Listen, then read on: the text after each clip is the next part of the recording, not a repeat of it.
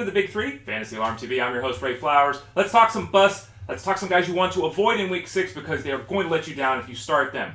The first number to talk about is 1, as in the number of games in 5 that Andre Johnson has looked like an NFL football player. He had 6 catches for 77 yards and 2 scores with Matt Hasselbeck under center last week for the Colts. A really nice game. Does look like Andrew Luck is going to return. What does that mean for Andre Johnson?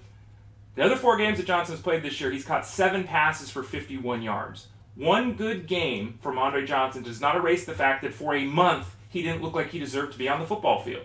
He looked disinterested. He looked like he lost burst. Physically, he wasn't involved. It was a nice game for Andre Johnson. Don't make the mistake of signaling that that's a return to prominence for Andre Johnson. We don't even have him listed as a wide receiver 3 this week in the rankings at Fantasy Alarm. Second guy that might bust on you this week is a guy we're going to use the number 40 to describe, as in the yards that Larry Donnell has not reached in a single game this season. He hasn't got the 40 yards once. That's just terrible. It's really bad. He faces an Eagles defense this week that's allowed only 1 touchdown to the tight end. Donnell's been utilized kind of heavily the last couple weeks, 14 targets. But again, he's never got the 40 yards, just not getting it done at all. Odell Beckham could miss this game with an injury. Ruben Randall could miss this game with an injury. Both guys are expected to play. If they're both out, you might want to reassess Donnell being a bust.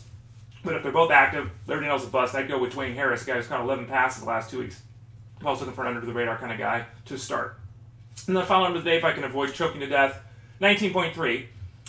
That is the percent chance that Colin Kaepernick has a good game in Week 6 against the Ravens. I figured this out, folks. I had an abacus, I had a slide rule, I had a calculator. 19.3%.